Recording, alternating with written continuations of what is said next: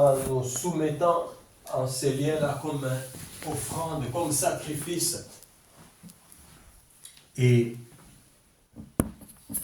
nous avons vu que les enfants qu'on peut donner comme offrande ou comme sacrifice dans des liens comme ça ont souvent une vie très compliquée, très malheureuse. Et des fois, quand ça peut conduire à la mort, il y a même des fois de la mort atroce.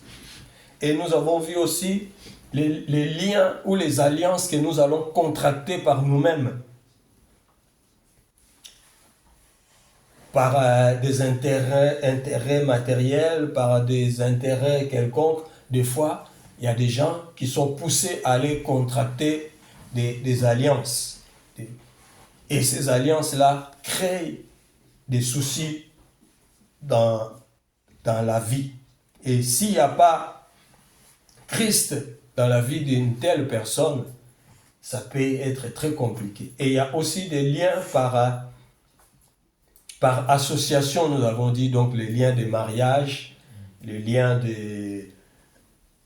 Peut-être on peut même s'associer professionnellement avec quelqu'un sans savoir quelle est la source ou l'origine de cet homme, de ces partenaires professionnels avec qui on a été s'engager. Donc voilà pourquoi on nous a toujours conseillé, pour le mariage, pour le travail, pour tout ce que nous faisons, nous devons associer Dieu. Parce que Dieu, le maître des temps et des circonstances, est capable de nous orienter, même dans une entreprise, ou de nous dire, ne va pas là-bas, parce que ce n'est pas ton lieu de bénédiction. Et nous avons dit, il y a un proverbe mondain ou une anecdote qui dit « Dis-moi qui tu fréquentes et je te dirai qui tu es. » Et quand on prend cette phrase-là, ça résume un peu tout ce que je viens de dire là. « Dis-moi qui tu fréquentes et je te dirai qui tu es. » Et la Bible aussi nous dit « Ne vous y trompez pas, le mauvais compagnie corrompt les bonnes mœurs. » Donc, si tu fréquentes des gens qui sont de mauvaises compagnies, peu importe l'éducation ou la bonne manière que tu as, tu seras influencé par ce qui est négatif. Et aujourd'hui, nous avons parlé des pactes que nos parents ou nos ancêtres ont pu prendre, qui pouvaient venir perturber les générations d'après. Et nous avons parlé des liens des familles et des liens qu'on peut contracter personnellement ou individuellement. Les conséquences de tout ça, on a vu. Et aujourd'hui, nous voulons parler de notre positionnement vis-à-vis de la source. Donc notre sous-thème aujourd'hui va nous parler du positionnement vis-à-vis de la source. Dans notre résumé de la dernière fois, nous avons dit la source, c'est Jésus-Christ. La source, c'est le cep qui est dans le jardin, donc le trésor qu'on a trouvé.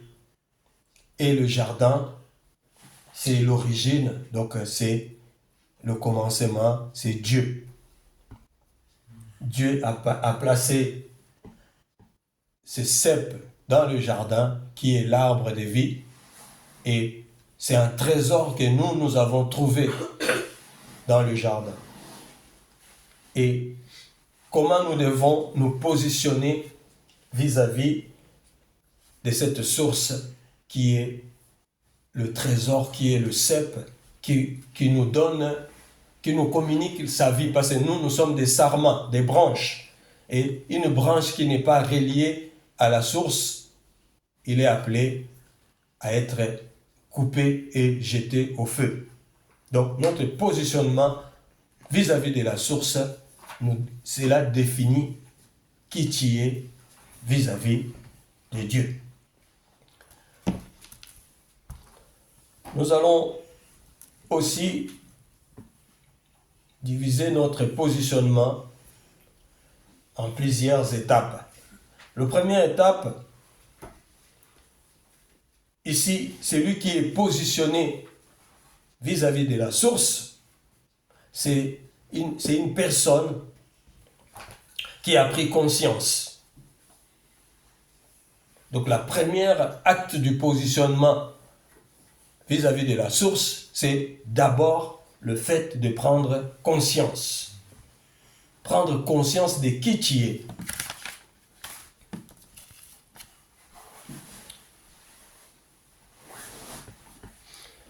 Et ne peut prendre conscience que celui que Dieu attire. Parce que nous savons que dans ce monde, Dieu a fait la création. Donc, nous sommes tous des créatures de Dieu.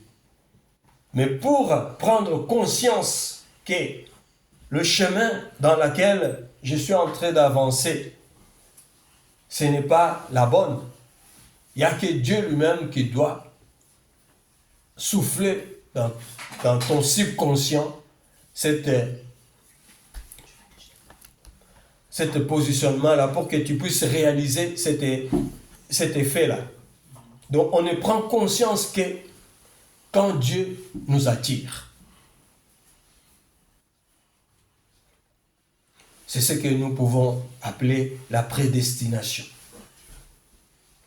Il n'y a que des prédestinés qui entendent le son de l'appel du Créateur. Prendre conscience, c'est réveiller, c'est le réveil d'un prédestiné. Vous savez, la parabole des 10 vierges, la Bible dit, ils étaient tous en train de dormir. Et quand on a crié, ils se sont tous réveillés aussi. Mais il y en avait 5 qui n'étaient pas conscients ou disposés parce qu'il manquait l'huile. Et quand ils vont commencer à aller manœuvrer pour trouver l'huile, ils ont perdu du temps et la porte était fermée derrière. Ils se sont retrouvés dehors. Donc, ce n'est pas un effort qu'on fait par nous-mêmes. Prendre conscience qu'on est enfant de Dieu. Prendre conscience qu'on doit chercher Dieu. C'est que par l'amour et la bonté de Dieu qui débouche notre oreille interne, notre oreille spirituelle, pour que nous puissions entendre le nouveau son de cloche. Amen. Amen. Nous avons l'exemple de Moïse. Moïse est né en Égypte. Moïse, quand il est né, on a dit non, tous les enfants mâles qui sont nés en cette période-là, on doit les tuer. La mère de Moïse a eu peur. Donc il va prendre Moïse, il va le mettre dans un panier et il va le laisser couler dans la rivière. Et là, par la bonté inimaginable de Dieu, c'est la fille de Pharaon qui va récupérer le bébé Moïse. Et Moïse va grandir dans la maison de Pharaon. Moïse était considéré comme le fils de Pharaon, alors qu'il n'était pas Pharaon, il était un Hébreu. Et arrivé à un moment, Moïse va prendre conscience. L'oreille spirituelle de Moïse va s'ouvrir. Et là, Moïse va se dire, je ne suis pas à ma place ici, il faut que je retourne vers mon peuple. Mais connaissant le danger qu'il y avait, il va d'abord commencer par s'enfuir, aller en dehors de l'Égypte. Ça, on peut trouver ça dans Exode 3, l'histoire de Moïse. Exode 3, de 1 à 7, vous pourrez lire. Nous avons aussi l'exemple de Samuel. Samuel, dans 1 Samuel 3, 4 à 10, nous connaissons tous l'histoire de Samuel. Sa mère qui était stérile, qui n'enfantait pas, il va faire une promesse à Dieu. Si tu me donnes un enfant, cet enfant-là, je te le consacrerai. Et quand elle est arrivée à concevoir, Samuel va naître, la maman va prendre cet enfant-là. Quand il a fini de prendre le sein maternel, sa mère va le prendre et va aller le déposer dans le temple. Donc cet enfant-là ou ces bébés-là, peut-être, je ne sais pas à quel âge on a arrêté de donner le sein à cette époque-là. On va supposer que Samuel avait 5 ans. Donc, depuis l'âge de 5 ans, sa mère l'a déposé au temple. Cet enfant a grandi là-bas, dans un environnement qui était consacré à Dieu. Mais ce n'est pas pour ça que Samuel était en contact avec Dieu. Ce n'est pas pour ça que Samuel connaissait Dieu. Mais au moment voulu de Dieu, Dieu va se révéler à Samuel. On connaît tous l'histoire. Dieu va appeler Samuel. Et Samuel, ne connaissant pas encore la voix de Dieu ou la façon dont Dieu parle, il va croire que c'est le sacrificateur qui l'a appelé. Il va aller le voir. Donc, nous voyons que ce soit Moïse, que ce soit Samuel, chacun a été dans un environnement, Moïse chez Pharaon, Samuel dans le temple, mais il y a eu un moment où leur oreille spirituelle s'est ouverte. Il y a eu un moment où leur conscience s'est réveillée. Et c'est là où Moïse, dans son histoire, on va voir qu'il va partir et après il va rencontrer le Dieu par l'histoire du buisson ardent. Et Samuel, lui, dans son cas, comme il était déjà dans le temple, Dieu va se manifester à lui. Il lui dira, c'est moi, ton Créateur, qui t'appelle. Nous avons aussi l'histoire de Paul dans Acte 9, à partir du verset 5. Paul sur la route de Damas. Paul qui persécutait même l'Église. Quand Paul était sur la route de Damas, il était en train d'aller avec les ordonnances pour aller arrêter les chrétiens. Et là, sur la route de Damas, le Seigneur va l'interpeller. Et Paul va prendre conscience. Alors que Paul n'était pas un païen. Paul était un élève qui sortait si on peut, dans notre temps aujourd'hui, on dirait que Paul était sorti de l'université de Gamaliel. Donc c'était un intellectuel de cette époque-là vis-à-vis de la loi. Et c'est Paul-là qui était l'intellectuel qui appliquait la loi à la lettre, n'avait pas encore pris conscience de qui était le Seigneur. Ce n'est que sur la route de Damas, quand le Seigneur va se révéler à lui, qu'il va comprendre. Et le Seigneur lui enverra Ananias pour lui ouvrir les yeux. Nous allons lire 1 Timothée 1, 13. Je vous ai donné les références des textes, des Exodes pour Moïse, des Samuel pour Samuel, parce que c'est des textes qui sont assez longs pour une bonne compréhension. Vous pourriez lire. Donc nous allons lire 1 Timothée 1, 13. J'ai lu au nom de Jésus.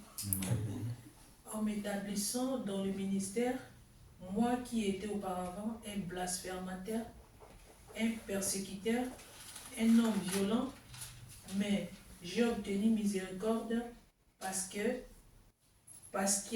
j'agissais par ignorance dans l'incrédulité. Amen. Amen. Voilà. Ici, c'est Paul qui parle. Paul, il dit, moi qui étais ignorant, qui était violent, qui blasphémait, parce que j'étais inconscient de ce que je faisais. J'ai pratiqué quelque chose que je ne maîtrisais pas. Mais c'est quand tu m'as rencontré, quand tu m'as établi dans le ministère, que j'ai compris ce qu'il faut faire.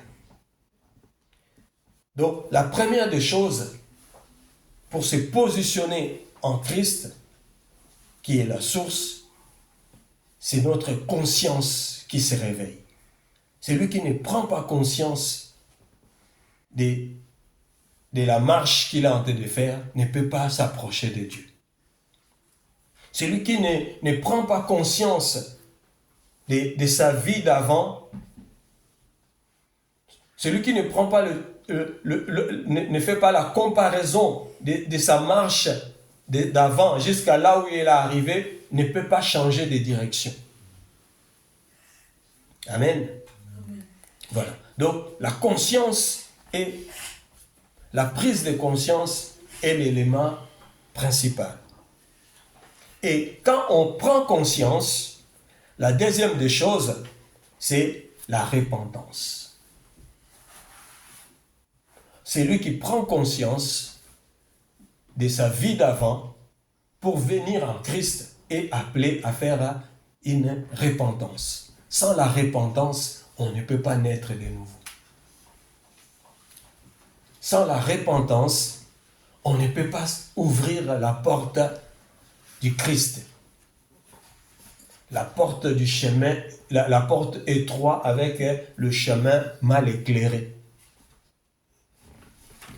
Parce que pour ouvrir cette porte-là, il faut se rendre compte qu'on était dans une autre voie, dans une autre allée et chemin qui était bien éclairé, avec une large porte, et sortir de là pour venir rentrer dans l'autre. Donc ça, c'est la conscience qui nous fait comprendre ça. Et on se répand. Donc on se dit, je laisse cette marche que je faisais avant. Je laisse ma vie d'avant et je viens dans ma vie. Je vais démarrer une nouveauté de vie, une vie nouvelle. Et nous allons voir que Paul, qui persécutait l'Église, qui allait arrêter les chrétiens pour les condamner, pour les mettre en prison ou les lapider. Vous avez vu par rapport à la mort d'Étienne, Paul était parmi ceux qui ont signé la mort, l'acte qui donnait la mort à Étienne. Paul était parmi ceux-là. Et c'est Paul-là, quand il a pris conscience, il va se repentir de sa vie d'avant. Vous savez, quand Paul a commencé à prêcher, il faisait peur aux gens. Parce que les gens ne lui faisaient pas confiance de lui, là. C'est pas lui qui a tué les gens là-bas. C'est pas lui qui a mis tel autre en prison. Mais quand le Seigneur, quand tu appartiens au Seigneur, c'est le Seigneur qui te justifie. On va lire Matthieu 3. Matthieu 3, verset 2. Et on saute, on va à verset 8. Matthieu 3, verset 2, lisons au nom du Seigneur. Amen. Il disait, répentez-vous, car le royaume des cieux est proche. Matthieu 3, 8. Produisez donc du fruit digne de la repentance. Amen. Amen. Voilà. Donc, ici c'est Jésus qui dit, il disait au peuple, répentez-vous. Sans la repentance, on ne peut pas s'approcher de Dieu. Jean-Baptiste. Voilà. Jésus qui venait auprès de Jean-Baptiste, et à cette époque-là, Jean-Baptiste prêchait, il demandait au peuple de se repentir, car le royaume des cieux est proche. On va lire aussi Jacques 4, 8.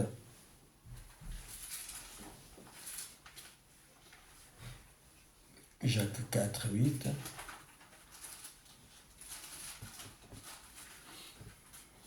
Amen. Amen. Jacques 4, verset 8. Approchez-vous de Dieu, il s'approchera de vous. Nettoyez vos mains, péchés, purifiez vos cœurs, hommes irrésolus. Voilà. Pour s'approcher de Dieu, il faut se purifier. Il faut se purifier ici veut dire il faut abandonner sa vie d'avant. Quand on prend conscience que la vie qu'on menait avant n'est pas conforme au modèle qui est Christ, n'est pas conforme à la source qui est Christ, on doit se repentir. On doit purifier ses mains, purifier ses yeux, purifier ses oreilles et s'approcher de Dieu. Il y a Jean 6, 44 qui nous dit « Personne ne vient au Père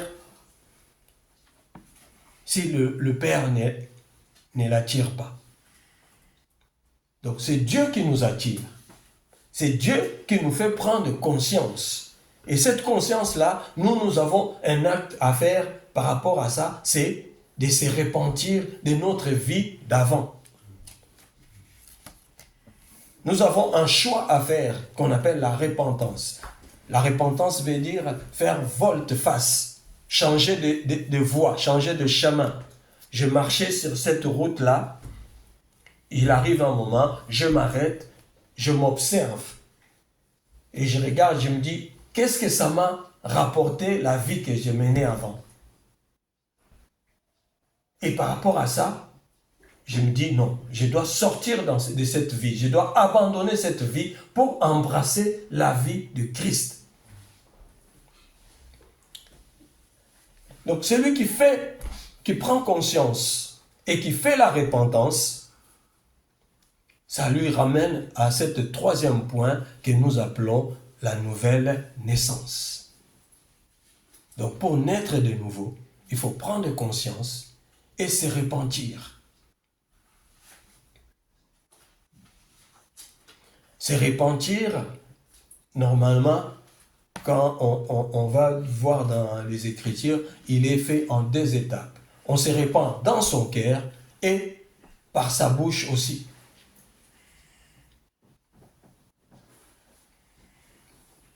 Donc, celui qui se repent dans son cœur doit se repentir aussi par sa bouche. Donc, les autres doivent aussi savoir que j'ai quitté cette vie-là, je suis venu dans celle-ci.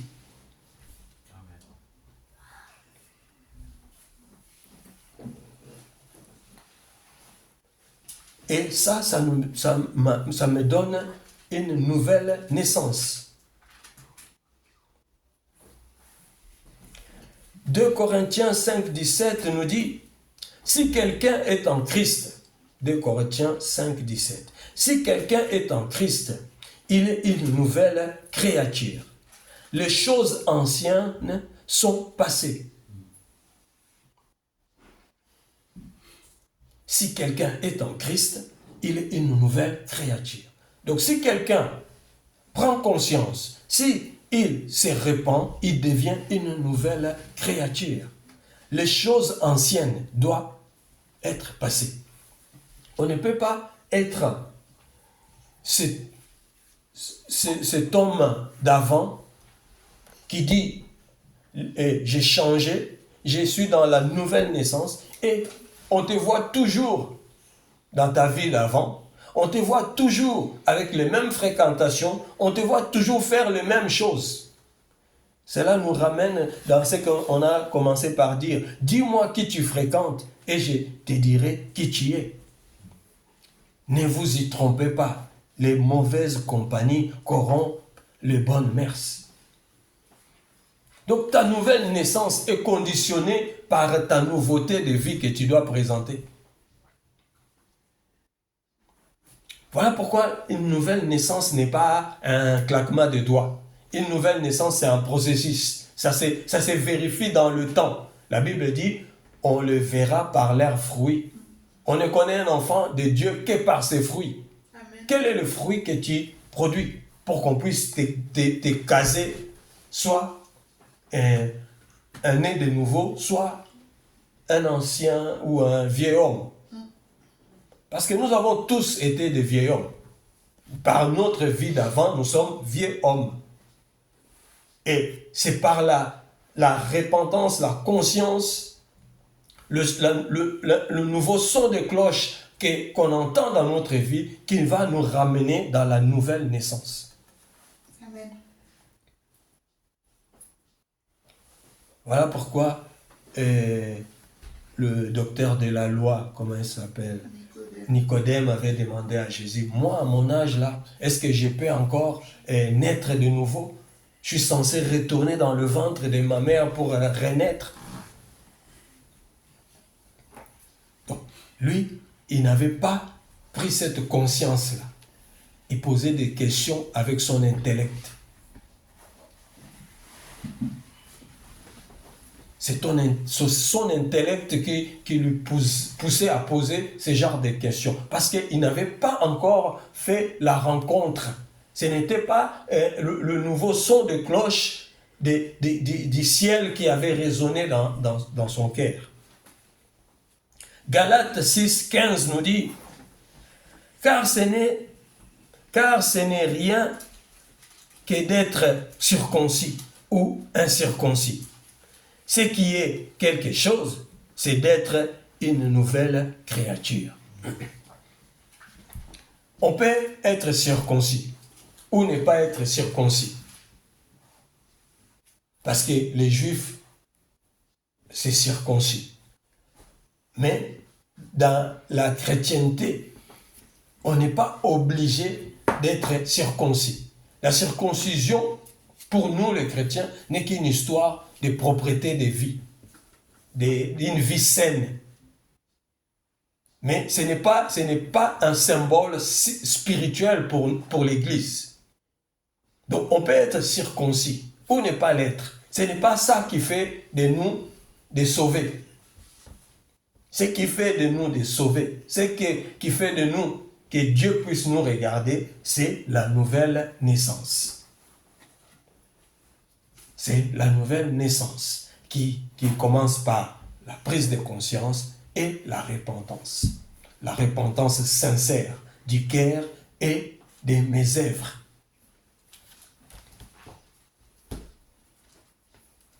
Dieu va dire, je vous donnerai un cœur nouveau. Ézéchiel 36, 26.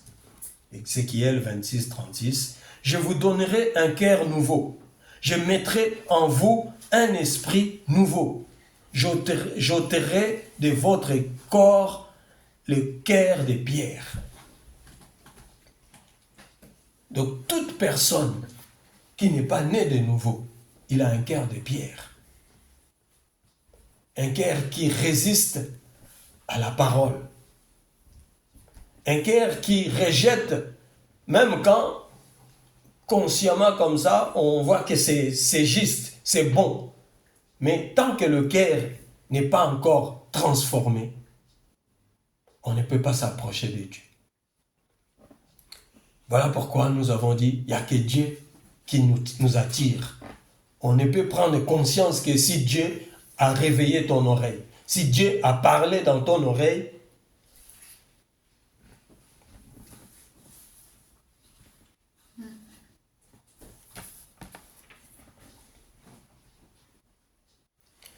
Tite 3,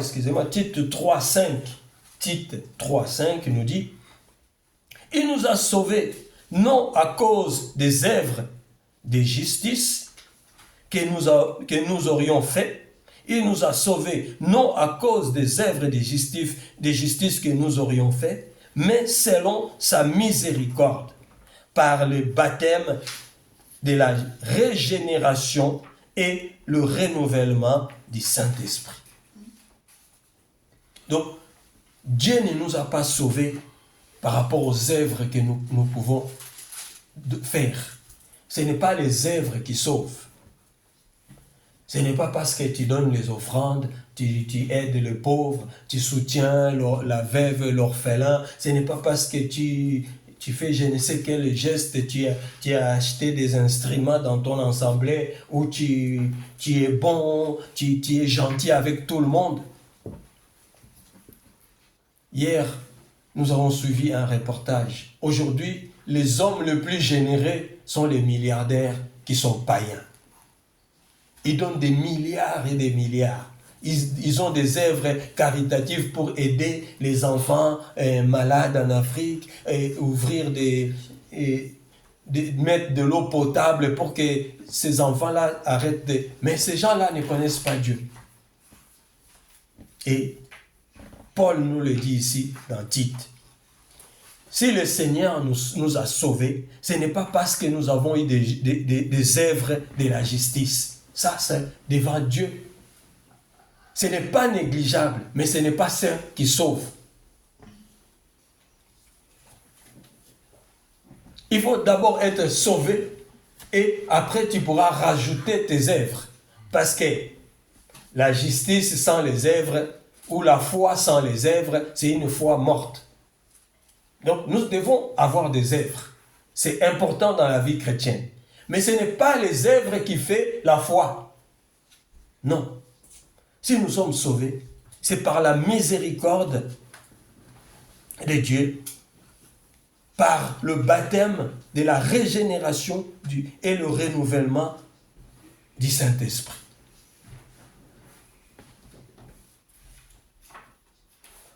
Voilà pourquoi Jésus dira, si un homme, on a parlé de Nicodème, si un homme n'est né d'eau et d'esprit, il ne peut entrer dans le royaume de Dieu. Donc pour naître d'eau et d'esprit, il faut bénéficier de la miséricorde de Dieu et de régénération ou renouvellement du Saint-Esprit. C'est le Saint-Esprit qui renouvelle notre être ancien pour en faire une nouvelle créature. Et quand on a le Saint-Esprit, on fait le processus du baptême d'eau, qui est une étape de la nouvelle naissance, qui est un symbolique de la nouvelle naissance, et là, on devient une nouvelle créature. Donc, nous avons vu, premièrement, c'est la prise de conscience. Deuxièmement, nous sommes en train de parler de comment se positionner vis-à-vis de la source. La source elle-même qui est rattachée à l'origine. Donc pour retourner à l'origine, il faut être rattaché à la source. Et comment se rattacher à la source? Il faut premièrement la prise de conscience. Deuxièmement, la repentance. Et troisièmement, la nouvelle naissance. Devenir une nouvelle créature. Et quand on devient une nouvelle créature, le quatrième étape, c'est commencer la marche du royaume. La marche du royaume. Notre vie ici sur terre, c'est ce qu'on appelle la marche du royaume. Quand nous sommes nés de nouveau, nous devons commencer la marche pour aller vers le royaume.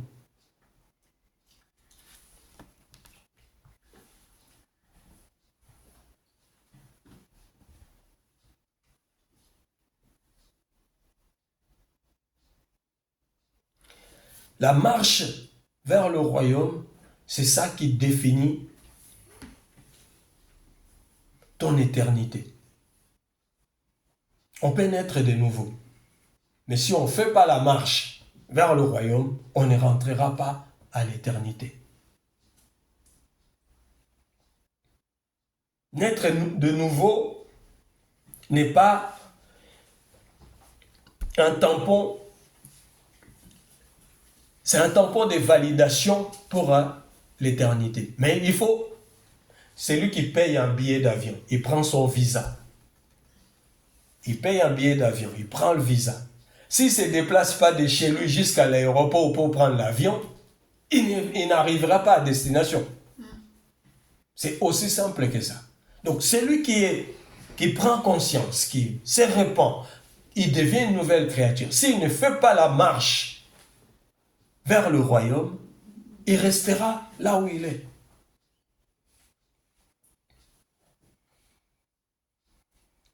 C'est cela que la Bible dit, ils étaient au milieu de nous, mais ils n'étaient pas des nôtres.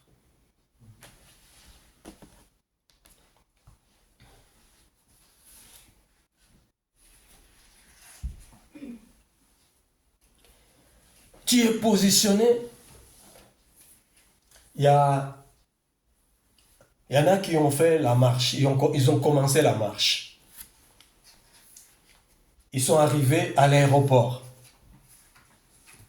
Mais à l'aéroport, ils ont été à la cafétéria. Ils se sont assis, ils ont commencé à discuter, à raconter leur vie. L'annonce de leur vol a été faite et ils n'ont pas écouté. Et ils ont raté l'avion. Cela s'appelle les vierges folles. Ils étaient dans la salle de noces. Ils avaient leur lampe. Mais ce qu'ils ont oublié, c'est quoi? C'est l'huile. Et quand l'annonce s'est faite, ils ont sursauté parce que tous ils dormaient. Donc on peut considérer que tous ils étaient au cafétéria.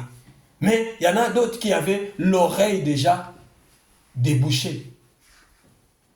Il y en a 5 qui avaient l'oreille débouchée. Donc ils ont entendu le son de la cloche. Donc ça symbolise, ils ont préparé l'huile. Mais il y a une partie qui était aussi arrivée à l'aéroport. Mais c'est comme si on peut considérer qu'ils ont oublié leur passeport à la maison.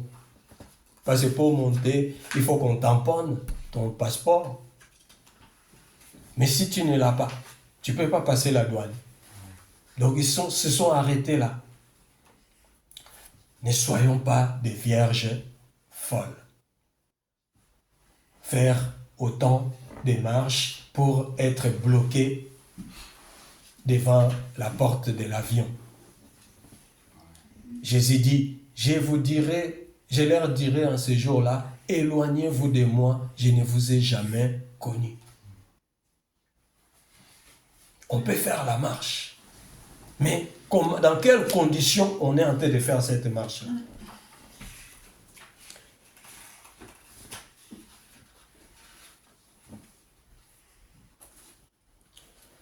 Jésus dira, il va séparer les brebis et les boucs. Matthieu 25, 33, si on peut lire. L'histoire des vierges folles, vous le trouvez dans Matthieu 25, 1 à 13. Et on peut lire Matthieu 25, 33.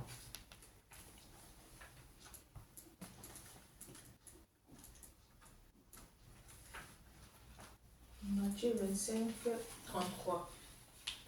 Et il mettra les brebis à sa droite et les boucs à sa gauche.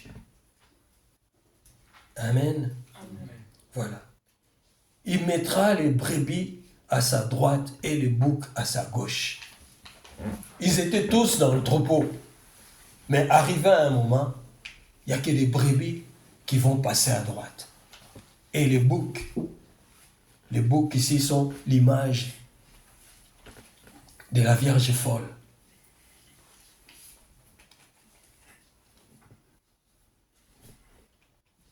Ce sont ceux qui sont dans le troupeau, mais qui ne suivent pas l'ordre du troupeau.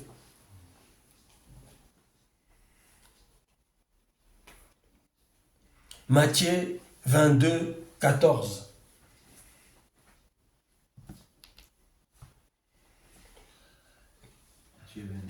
Verset 14. Élie, Amen. car il y a beaucoup d'appelés, mais peu d'élus. Amen.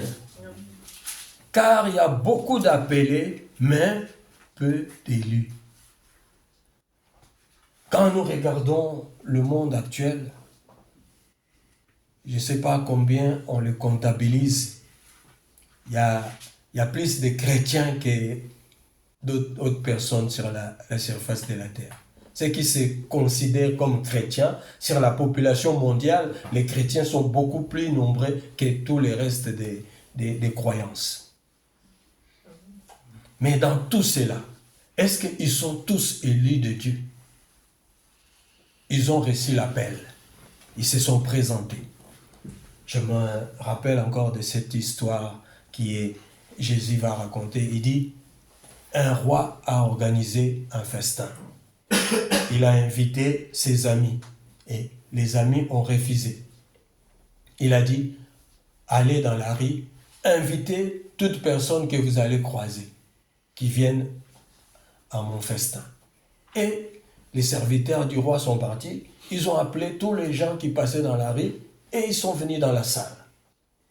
Et quand le roi rentre dans la salle, tout de suite il voit quelqu'un qui était là. Il dit, toi qui t'as autorisé de rentrer ici, tu n'as pas un vêtement pour la fête. Et cette personne-là, parce qu'il n'avait pas le vêtement pour la fête, on l'a mis dehors. La Bible dit, on le mettra dans le ténèbre du dehors. Donc, le tout n'est pas d'être appelé. Le tout, c'est d'être un élu. Donc, de porter le vêtement du noce. Le vêtement, c'est ici, on revient sur les œuvres.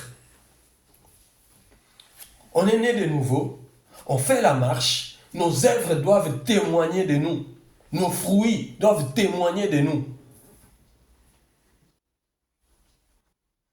Si tu es un enfant de Dieu et qu'on te trouve toujours dans les milliers de voleurs, qui pourra témoigner de toi que tu es enfant de Dieu? Parce qu'on te croise toujours au milieu de voleurs, des prostituées, des gens malhonnêtes. Quand on va chercher dans le milieu des saints, toi, on ne sait jamais te trouver là-bas.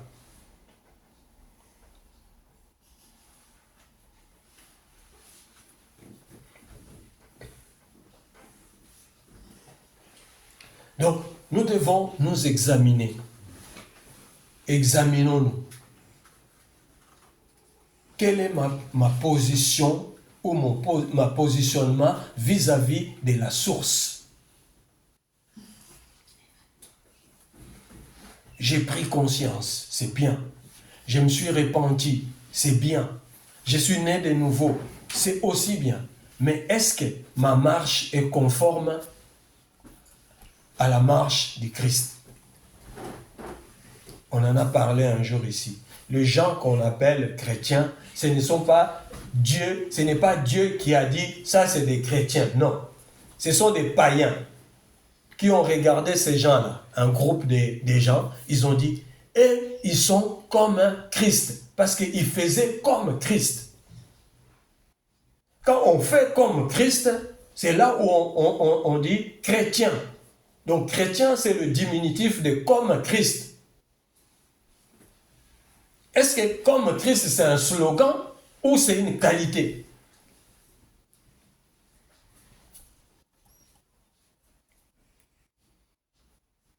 On chante une chanson, allons à l'autre bord.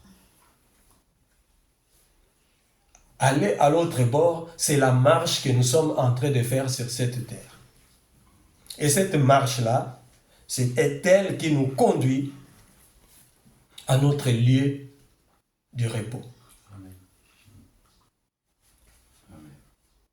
Nous avons un lieu de repos éternel, mais sur cette terre ici, nous avons aussi un lieu de repos, un lieu de bénédiction. Ça va nous conduire à notre sous-thème de la prochaine fois. Quel est mon lieu de bénédiction? Quel est ton lieu de bénédiction? Est-ce que là où tu es, c'est là où Dieu t'a placé? C'est là où Dieu t'attend? C'est là où Dieu te visite? Vous savez, Adam était dans le jardin. Dieu, la Bible dit, Dieu forma Adam avec la poussière de la terre et le plaça dans le jardin. Adam n'a jamais été créé dans le jardin. Il a été ramené dans le jardin. Voilà pourquoi tous les soirs, Dieu venait rendre visite à Adam dans le jardin. Et arrivé un jour, Adam s'est senti coupable de ce qu'il avait fait. Il est parti se cacher. Et Dieu va lui poser la question, Adam, où es-tu? Ça, c'est pour dire que Dieu a regardé dans le jardin, il n'a plus vu Adam. Et Adam va répondre, je me suis caché parce que je me suis senti nu, ou je me retrouve nu.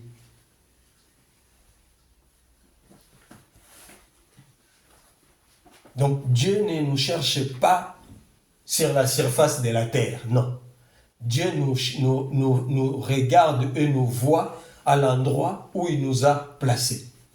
Mais est-ce que là où je suis, c'est là où Dieu m'a placé? Nous ne sommes pas en train ici de parler vraiment des pays et des villes, non. Nous sommes en train de parler de notre lieu spirituel. Est-ce que là où je suis, c'est là où Dieu m'a placé? Est-ce que c'est mon lieu spirituel, c'est mon lieu de bénédiction? Amen. Voilà.